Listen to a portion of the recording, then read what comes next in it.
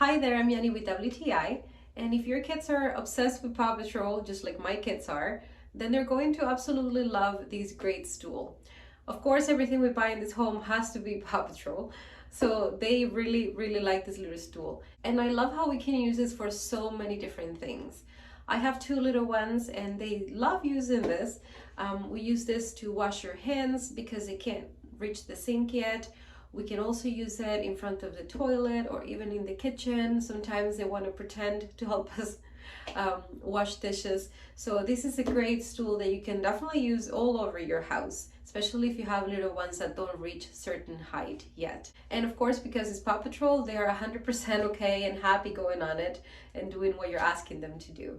So the top of the stool is kind of like a rubbery non-slip material, which is really nice because your little ones can go on it in socks or bare feet and they're not going to slip and fall. It's awesome that they included non-slip pads underneath the stool as well, so in that way when your kids are standing on it, it doesn't slide. So this is a great tool all around it.